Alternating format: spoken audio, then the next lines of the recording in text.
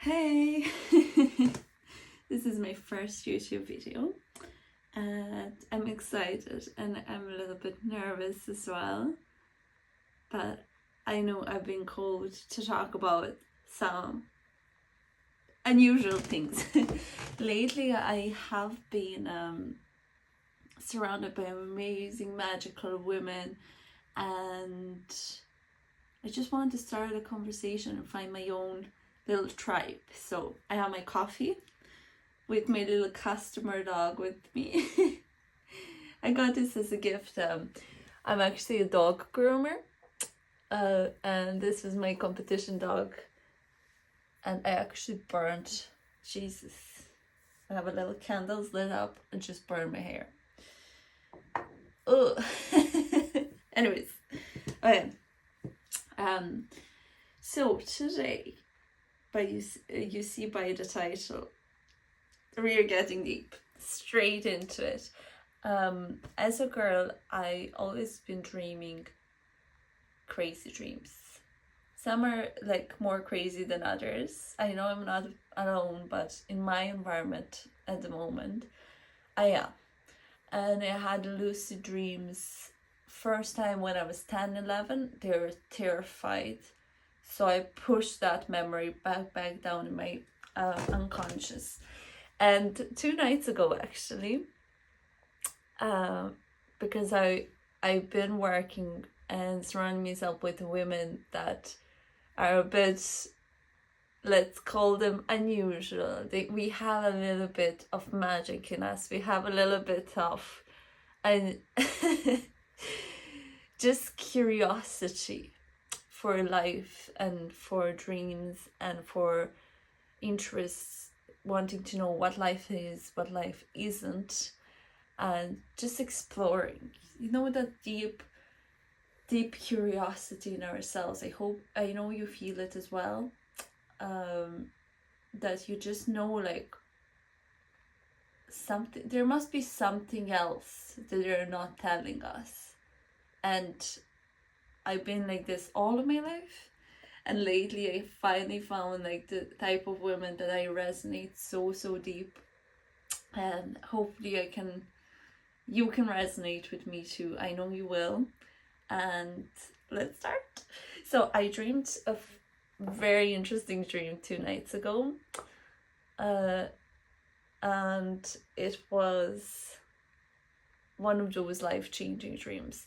Usually I can, if I'm dreaming a scary dream, I can wake up, I can kind of gain that awareness that it's a dream, and then I'll just literally sit and be like, it's a dream, wake up, and eventually I would wake up. But 2 nights ago I managed to turn around the dream.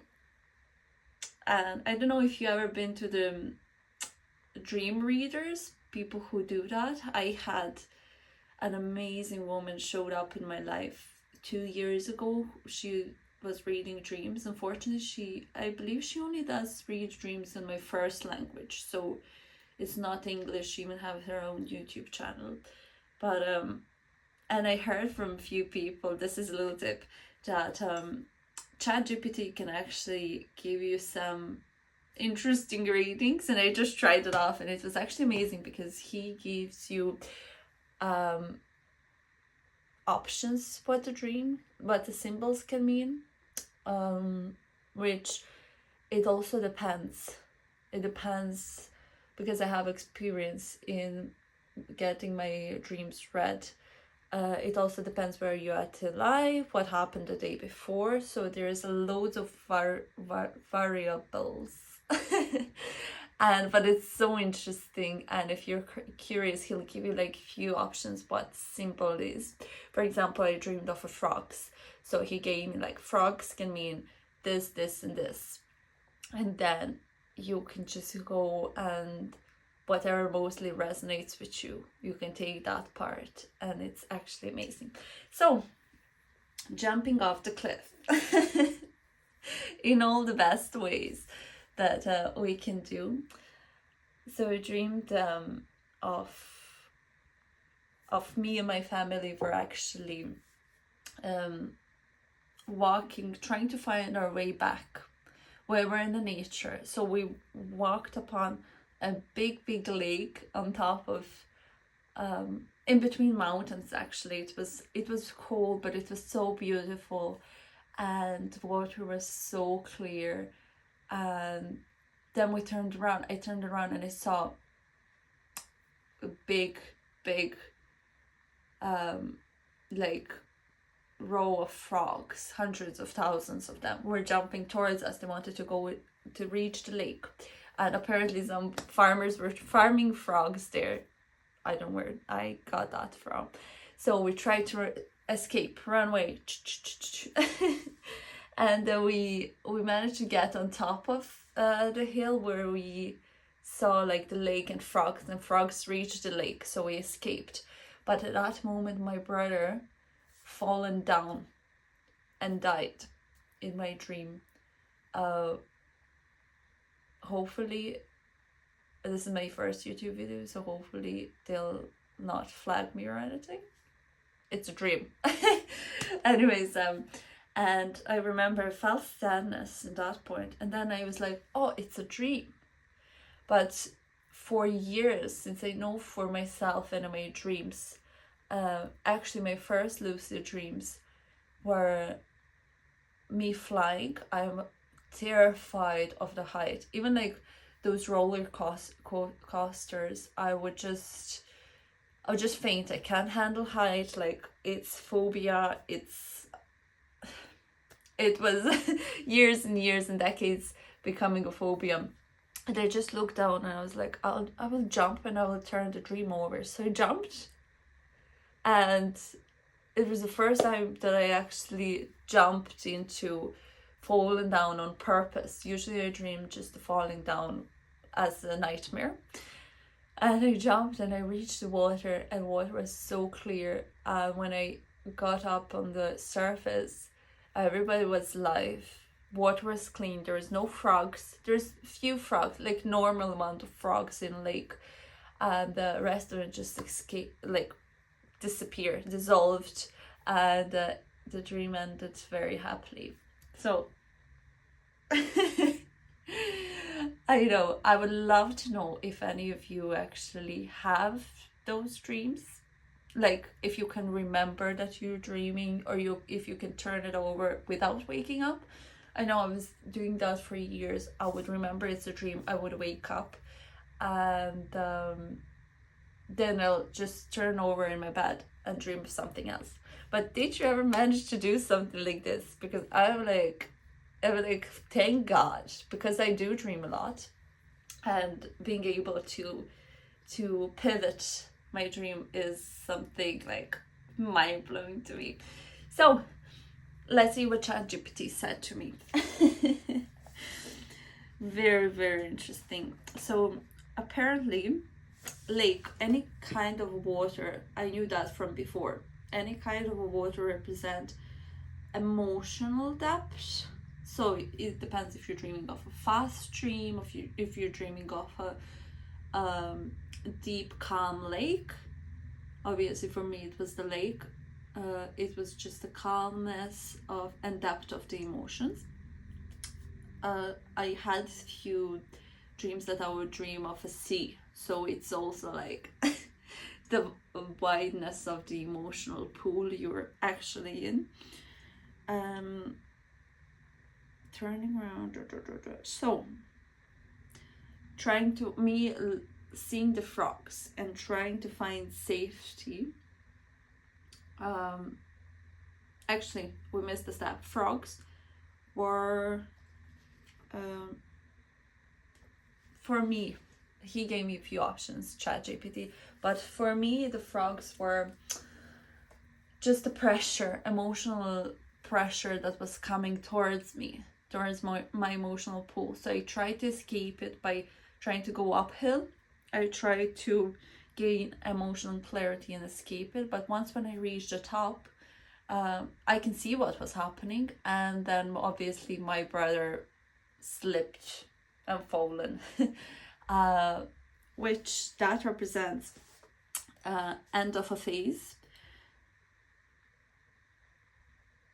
and me just being unable to help somebody I don't know.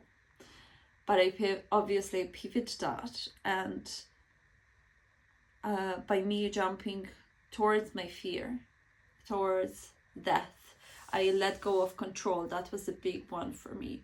And I know it is for many people, because we are wired, our DNA, for millions of years, we were wired to try to find any possibilities of a threat, especially in hunter-gatherers days, as I learned from my mentor, Mina Irfan.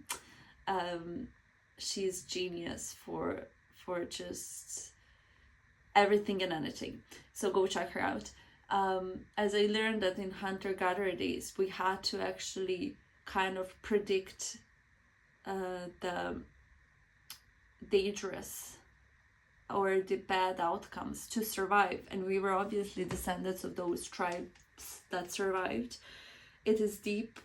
I believe, like, in most of us, we have that deep struggle of always trying to, like, control the things, or just seeing, like, oh, this thing can go bad this way, and trying to avoid it.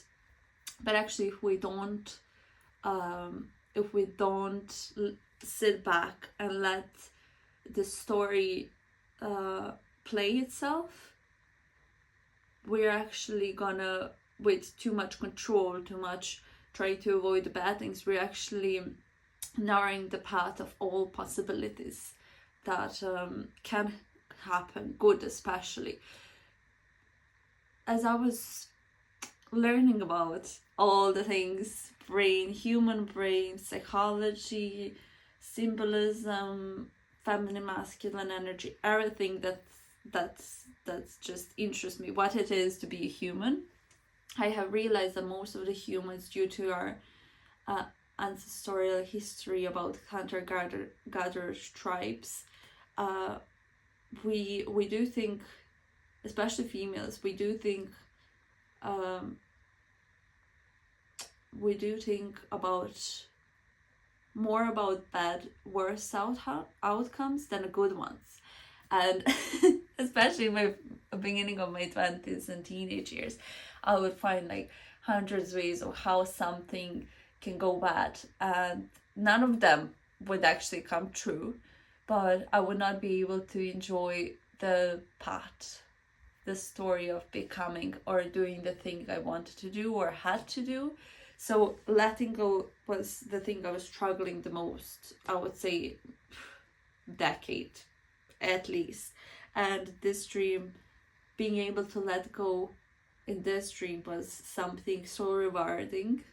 And I know there's definitely a path ahead of me, because those behaviors that especially are we got them from our parents and grandparents down the generational path, and society what taught us, it's a little bit harder to alchemize in us.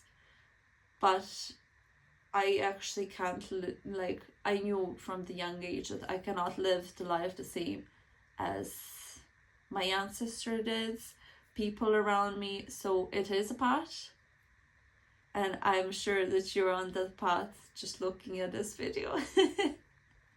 Being unorthodox, looking at this strange little video. But it's definitely changeable.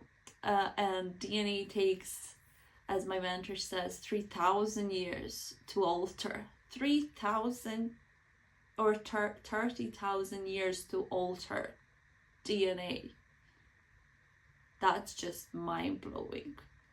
And obviously now our society is far off different than how people lived 30,000 years ago. So that's something to think about. But also knowing now with the science and with work of amazing neuroscientists like Joy Dispenza, with meditation we can alter our realities and genes by that. But most of the people don't do that, don't know that. I actually tried to meditate. It was a struggle. I on and off, like, I'm with meditation, I like it, but I'm more of a doer, so I'd rather like go to gym class, do yoga, go for a walk. So I totally like, there is all kinds of humans. So for my message to you is just follow your part. And I know it's so hard, especially today in this age. We're bombarded from all social medias, especially like I notice with coaches and practitioners, and there's all kind of different meditations and core cleanses, cuttings, and feminine and masculine energy, and what energy is, and what manifestation is. It can be a lot. I am inside of this world for a few years, and I invested a good bit of money in my education regarding feminine masculine energies. I want to achieve the best balance in my life that I can, and I'm definitely on that part. But there is just a lot of people coming at you, research, everything. So my message to you is just reminder: be kind to yourself. Just turn off. There's too much noise. Turn off. Try to be less on your phone. I know it's so hard. For me, it's like, what I managed to do is like, I will turn off notification on Instagram. For me, Instagram is the big one. So if you can kind of sit with yourself and just see, like, you can even go into your phone and see where you're spending most of your time. Because everything today is just made, all the videos, all the content is made to just lock your attention. So I find like when I'm on Instagram, if I see one video, they're very good at locking my attention, and I feel a like satisfaction in that. But then it will be next one. And last night I was scrolling for an hour. So it happens. But what I did is actually turned off notification on Instagram, and I have becoming very mindful of how often I go. I know if I go, I'll stay there for a while. So I don't text with my friends on Instagram. If I'm on the dating apps, if somebody asks me for my Instagram, I don't give it to them. I just say, I'm sorry, but I don't use Instagram for texting. It's just, I'm honest, be honest with people. Just say like, it just takes a load of my time, and I find it a little bit addictive as well. And I'm trying to have a healthier relationship with my phone. And people totally get it. Like, we're all in the same boat.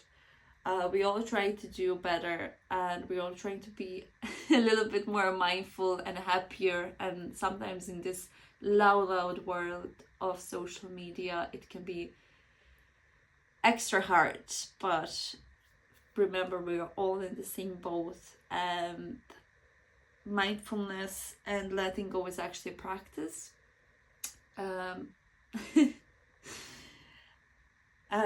Those all, actually, I don't know if you heard of Brené Brown.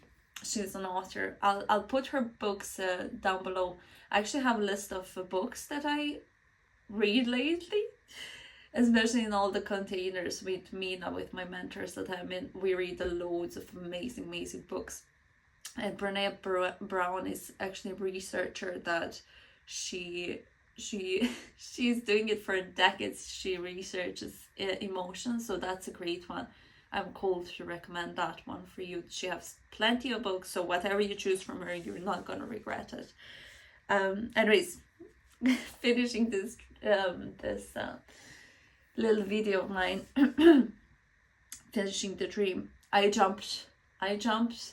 Regardless of my fear, I jumped. And this is something I would love to talk about, fears and how to jump into, like, through them. I become very good at this past 2 years. I did some unorthodox, crazy things that were so scary to me. But when I think about doing something, having opportunity to do something in life and not doing it, I always remember that we are on this planet for such a small period of time, and if I was called to do something, I just do it. I just say yes,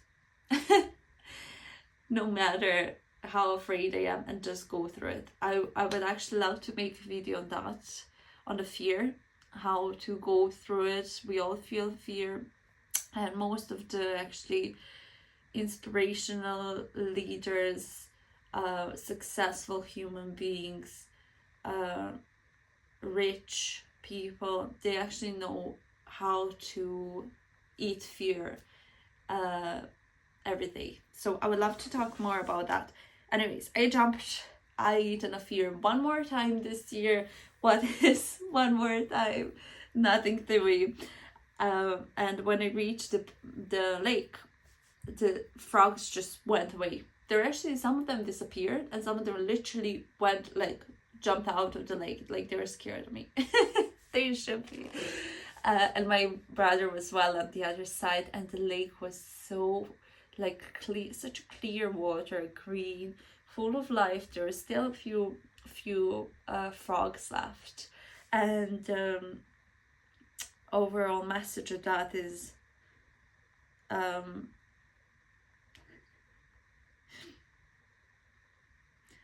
growing more awareness in your subconscious is actually doing the work on, like, in everyday life little moments.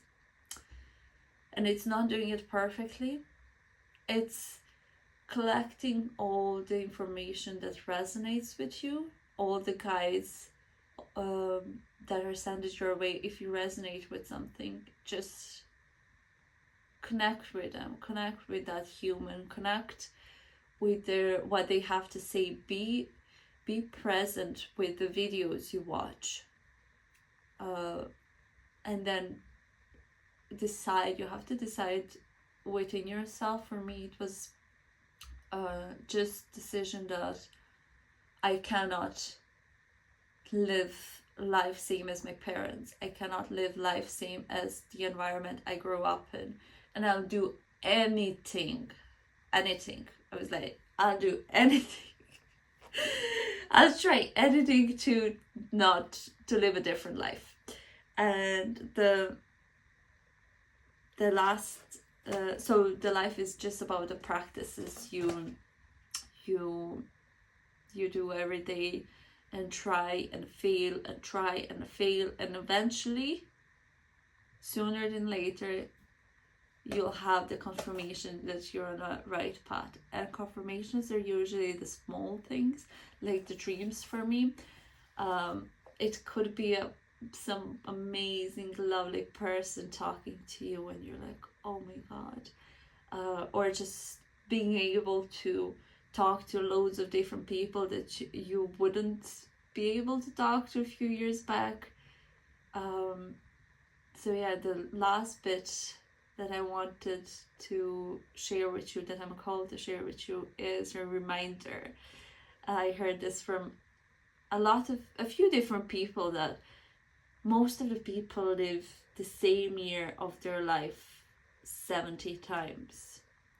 And then there is some people that live 70 lifetimes in one. So contemplate on that. I'll leave the list of the books, amazing books, down below, and I'm actually gonna leave a little free container of my mentor. She actually did this, it was her birthday yesterday, so she gave us all a little free container book with amazing recordings.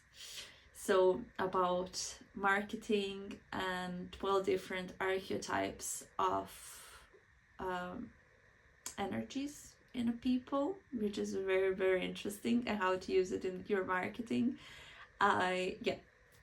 Take a look at it if it's calling to you, and today try to just be more present, minimize, put some practices in your relationship with your phone that's gonna minimize your spending extra time on your phone. But yeah, I hope you enjoyed it. I loved it. I actually loved it. I didn't even sip of my coffee. I was that into it with you. But yeah, amazing. Have amazing day, and hopefully I'll see you next Sunday here as well, on our little coffee date.